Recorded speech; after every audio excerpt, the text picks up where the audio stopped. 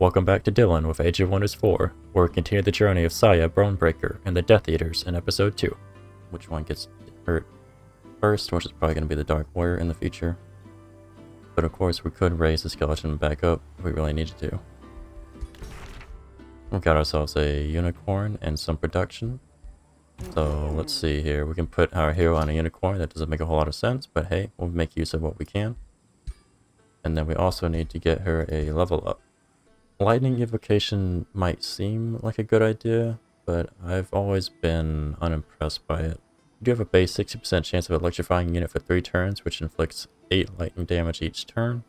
But that's a base 60% chance, which is lowered by status resistances. And I've never been really impressed by lightning evocation, so I'm going to go with Magecraft instead to increase her accuracy and let her skip 1 level of status resistance. I think we need to go ahead and shift our focus to the small monster den now, so we're going to head that way. And we're going to see if we can't take out this stack right here using the forces that we have at hand. Well, this is a mountain battle. That's probably a good idea actually. I bet there'll be a lot of choke points. I haven't actually seen a mountain map yet, and you might like to see one as well, so I'll auto combat, probably play it myself. They did pretty well, but I'll go ahead and play it myself. Looks like a mountain map doesn't have that many mountains on it. That's okay. These particular units have a lot of ranged units, so I do need to keep that in mind. And then what I'm going to do is I'm probably going to pull them through this choke point right here, and then attack them as they come through. Alright, I might have actually done worse than the AI in that case, but that's alright. My units have sustained a fair amount of hit point damage. We might have to hold off from attacking the monster den. We'll just have to think about it. We finished that storehouse in Molmok. I think I'd like to actually rename this city. I'm going to name the city to be the City of Skulls instead of Molmok. I'd definitely like to get more gold rolling by building a mine. Having a little area that we could start healing up our people faster would be nicer too. But we can't even reach it this turn, so that's okay. Let's go ahead and let's get that mine going for that gold. And then in Molmok, we're going to go ahead and get experimentation chambers to increase our knowledge and gold income by 5 each. I think we're also going to go ahead and build another Dark Warrior to supplement our forces. The scout I'm going to send to the east and see if I can find some free cities to interact with or potentially conquer. Meanwhile, I think that we can take this monster den fight now. We just have to be very careful about risking any units that have particularly large amounts of hit point loss, such as a skeleton, which we could raise up, but I think I like raising up zombies to act as decoys. So let's take this fight here. It's a low risk battle. Let's see what the AI does in auto combat. I might accept this. Oh, we did lose 1 pursuer, so I'm going to try this myself instead. The enemy has 4 shock units, which are the Gore-Tusk Piglets, and 1 Entwined Thrall, which is a skirmisher unit. I need to watch out for these piglets, those are the main problem. I think what I'm basically going to have to do is accept that the skeleton's probably going to get killed on a piglet charge, so I'm going to have to raise it up most likely. It might even be a good idea to actually slow them down as much as humanly possible, and then divide their forces up. Yeah, let's see if we can't slow down the Thrall and one of the piglets. Good deal. Thrall is close enough to get a attack on our skeleton, so I think we need to pull back a little bit further. That poison needle has a range of 4, so even from this tile, he can attack 1, 2, 3, 4, all of our units right here actually. So what we've done here is we've swept towards the south, away from these units that have been slowed down, and we're going to prefer to attack these units that come right here. In fact, I think I'll go ahead and slow down that other Gore-Tusk Piglet as well. That'll do some more damage to the Entwined Thrall, which is a good thing. We definitely don't want that ranged unit getting attacks on us if we can help it. Looks like we also managed to kill one of the unit models, so the damage has dropped slightly. Alright, 1 Gore-Tusk Piglet is going hard east, probably to attack the Dark Warrior on the next turn. He can't actually reach the Dark Warrior, interesting. So we're going to absolutely slaughter this Piglet right here. We're going to weaken the crap out of it. Then we're going to hit it with the Dark Warrior as soon as we think that we can kill it.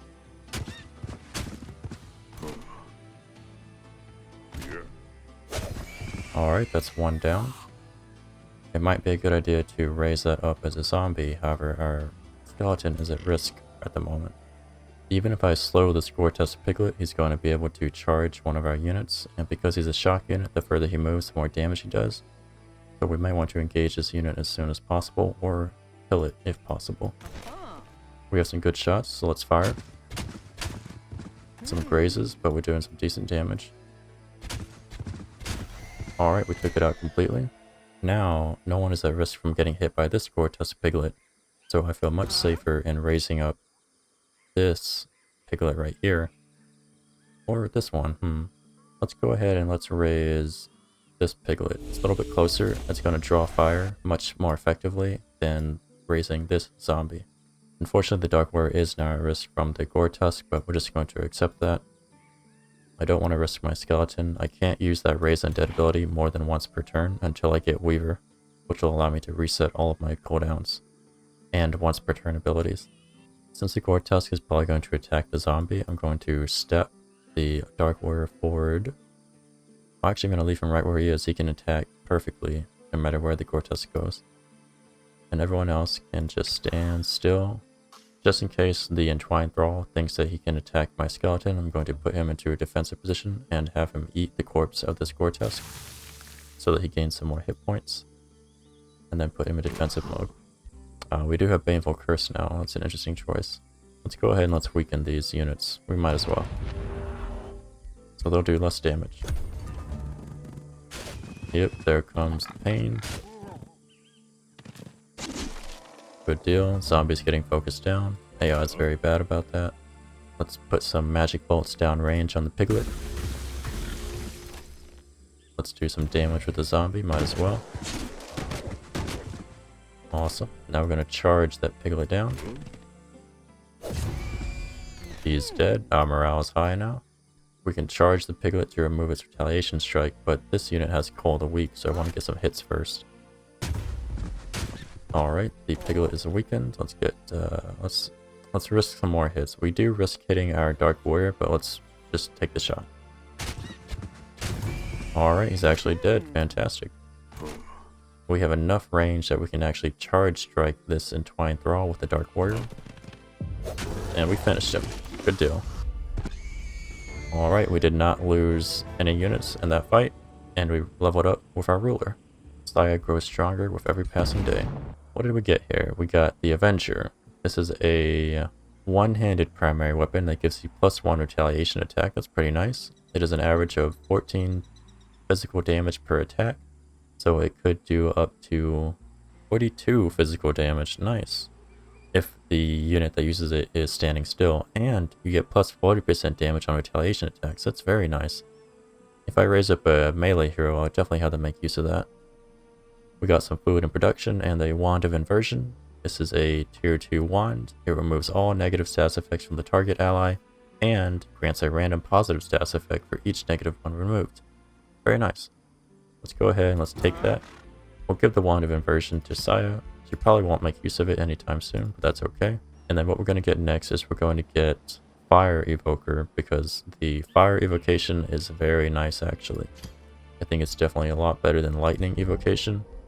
Although Lightning Evocation probably has its uses against things like golems. Looks like there's a magic material down here, as well as another pasture resource. But I think what we're going to do is we're going to pull the units back towards the outpost, get some healing, and then take out that unit guarding the pasture. We definitely need some healing in our units, that's for sure. We finished that Baneful Curse research. What are we going to get next? Soulbinders is an interesting choice, however I am noticing that we do need that Brand of Wrath for the zombies and the skeletons to make use of. So let's actually go for that one. That'll give them Coal of the Weak, which will increase their damage against the units that were inflicted with Weakened. We can go ahead and finish this library in one turn. I'm kind of interested in doing that. Yeah, I think that's a good choice. So let's get that done, and then let's start work on the shrine. We need more mana income for sure. I could attract population to the City of Skulls and then take over the mana node. However, I think it's a good idea to leave the mana node to this city so that the Oracle Woods can be attached to the city, and then it'll get even more mana from the mana node. Specifically the conduit that I'm going to build on the mana node. I could boost that shrine by having switched the Forester over to a quarry already. I should have been doing that. Let's go ahead and let's start that now. I might be able to delay the shrine enough that I can boost it. To do that, what we're going to do is we're going to produce merchandise for one turn, and then we're going to go into the shrine. The quarry will be done before the shrine gets done, so we're going to save gold on the shrine. Ultimately, this will have taken the same amount of time as just building the shrine directly. That was a slight misplay by me, but You can't do everything perfectly, of course, especially when you're talking. Alternatively, I could potentially just build a quarry right now and start expanding towards the Bannerless Keep down here. We won't be able to get to the Bannerless Keep until we have the 3rd Town Hall level up, though. That's kind of an issue. So what I'd like to do instead is I'd like to start going north by building another farm so that I can reach these fisheries provinces sooner. Well, you know what? The fisheries are 4 provinces away too. I think it's best to go ahead and push south. We're going to get attacked by the Dragon Slayer from the south, so fortifying this area with some friendly territory would be a good choice. So let's actually do that. Let's attract a population. And I would like to build a quarry, but I'd really like to build a farm to increase our food income. Yeah, let's go ahead and let's build that farm so that we can grow faster. Ah, there's a free city up here. There we go. That's what I was hoping to meet. So we meet Baron Mandark Venom of the free city of Hollow. He greets us with a wily smile. Salutations, Queen of Skulls, Saiya Bonebreaker. Your reputation precedes you. It pleases us to meet a Queen of Skulls who shares our convictions. So these are our people. Nevertheless, we ask you to respect Hollow's independence. So what we could do with these people is we could attack them directly, but I kind of feel like we don't have the momentum right now to take them out, especially because we're probably going to be attacked by this Dragon Slayer in not too long. And that's a gold infestation spawner. So we're going to be off balance while we try to deal with that. As a result, it might be a good idea to go ahead and try to get their allegiance the old Whispering Stone way. We'll go ahead and we'll give them the Whispering Stone for now, and then we'll take a look at their forces and see how well defended they are. We could go ahead and pick up our magic origin unit upkeep being reduced by 20% for 100 Imperium. That might be a good idea, but I don't think it's that big a deal at the moment. We only have 1 skeleton, costing us 6 mana, so that might save us 1 mana per turn. There is an Astral Dew here, close by Hollow. Once I get to this watchtower, I should be able to see all their forces and then make a decision at that point. Another underground passage down here. But let's go ahead and let's pull back towards the outpost. We need to try to get as much healing as we can and then take on that force right there. I think I've raised enough units that I can support, although I might be able to go down to 1 more. Yeah, I think after the shrine we might want to go for the upgraded town hall so that we can start building our warlocks. We need warlocks and we need pyromancers. We're not actually benefiting from our arcane focus besides Saiya's attacks. Yeah, I'm going to hold off on recruiting units for just a little while. I think plus 60 gold is probably going to be our minimum, especially since our city is about to come up. We received a quest from Hollow, so we're summoned by Hollow, but we're not greeted by the Baron himself. Instead of resuming diplomatic negotiations, his eldest son hails us. Good day, Queen of Skulls, Saiya Bonebreaker. I am Malaren Venom of Hollow. I believe the role of my father is failing. Fortunately, I am eager and capable to step in, but I feel that the transition might prove arduous. I will make a better ally than my father. Will you support the scheme of Malaren to supplant Baron Mandark Venom? Well, let's see. We could help him. We would gain some evil alignment. We'd murder the Baron. Malaren would become ruler. We would gain 18 allegiance with Hollow and reach Pact of Cooperation immediately, and our relations with them would be improved. This is a pretty good choice. That means that our allegiance would grow even faster, and that would be a big reason for us not to invade them. Alternatively, I could offer him to join us as a recruit. Looks like he is a mage unit initially, but we would lose allegiance with Hollow. We could do a shadow affinity check with a 60% chance of imprisoning him. We'd lose allegiance with Hollow, and we'd gain knowledge. That would only reduce Brand of Wrath by 1 turn. I think in this case, the best choice is really going to be helping him with his ambitions. That'll make us more evil. We want to become evil. And that'll give us Pact of Cooperation immediately, which means that we could trade with them if we wanted to trade with them. I'm not too concerned with that. I'm more concerned with getting them on our side as soon as we can, so that we can vassalize them. We could go ahead and boost their allegiance, which I'll go ahead and do for just 18 Imperium. That'll get Pact of Loyalty in 1 turn, so we should be able to vassalize them quite quickly. Now that we have that Whispering Stone, and then we're going to go ahead and also get All-Seeing, so we get plus 10 knowledge per turn. And we instantly get their vision. Man, look at how strong these units are. This is an Astral Rift, a gold infestation spawner that has a lost wizard on it already, as well as 3 Astral Siphoners and a Flow Serpent. Brittle is not something to play around with, man. It really is intense. at least for the world threat, and the number of bonuses that the AI get is pretty incredible. Our second city came up. Let's give it a name. Let's just call it City of Blood. We do have the opportunity to recruit a hero now. Let's take a look and see who we might want to get. For 250 gold, we could get somebody from Hollow, or for 150 gold, we could get somebody from our own people. There's a resistant duelist. When this unit attacks an enemy, it gains a stack of bolstered resistance. I'm not too interested in that. This one has Farsight, while the army leader, all units in the army gain +3 vision range. This one has Hero of the Meek. All tier 1 units in the army gain +10 hit points, +1 defense, and +1 resistance. That's pretty good. And then this hero has Beloved, which gains +30 city stability on the city that he's governor of. That's an issue because dark cultures really do not care about the city stability of their cities. I think that Farios would be the best because we have a lot of tier 1 units at the moment. But unfortunately we can't really afford him yet. We also need to start building in our City of Blood as well. I'm going to go ahead and start working on that workshop as always. And then we're going to attract population as soon as we can. Unfortunately, we are 2 away from doing so. We also became very evil, so now we're getting another +5 Imperium on top of the +5 Imperium we had before. And we're getting extra draft in our cities. We're going to spend 1 turn just healing in the City of Blood, and then we're going to take out that Marauder stack right there.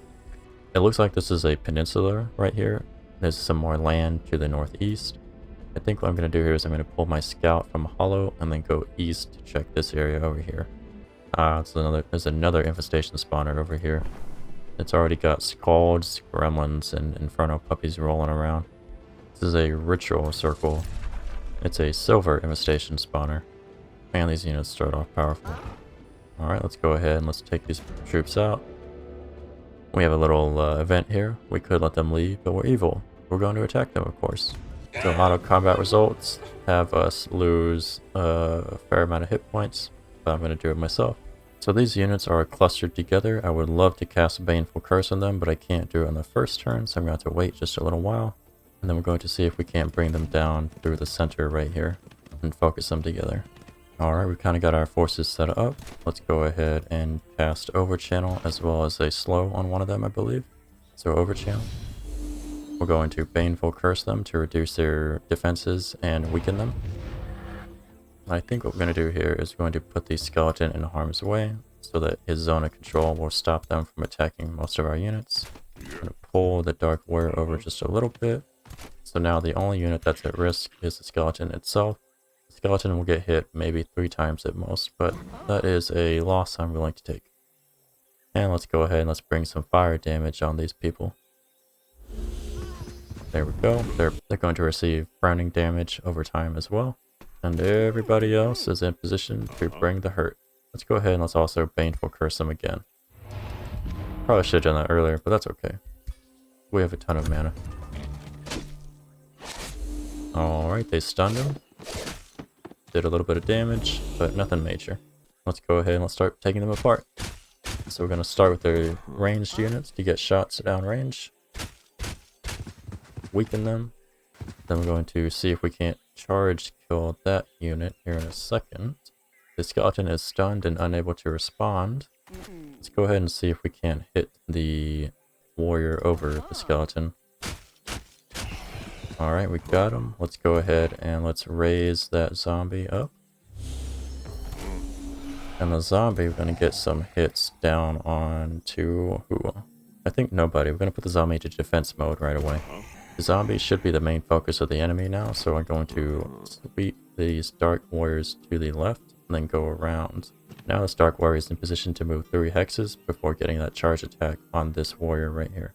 This Dark Warrior could go ahead and attack right now, but I think what I want to do instead is I want to move a little bit further east, but if I do that, it's going to be at risk of this Dark Warrior. So I think our best bet in this case is just to go ahead and attack with what we got. Do a little bit of damage, reduce their unit models, and then this Dark Warrior, the enemy one, might attack our Dark Warrior, but that's okay. Let's go ahead and let's put them in position to... Yeah, someone's going to get charged. That's basically the guarantee. Unless I can slow down this Dark Warrior. So let's give him some Ice Shackles. Now he can't reach the Western Dark Warrior, and if I pull back the Eastern Dark Warrior, he's no longer at risk either. So everybody else can go into defensive mode, and then they should just focus on the skeleton. Thank you so much for watching Dyllin With It. If you enjoyed the video and would like to help the channel reach a wider audience that enjoys this kind of content, leaving a like would help greatly.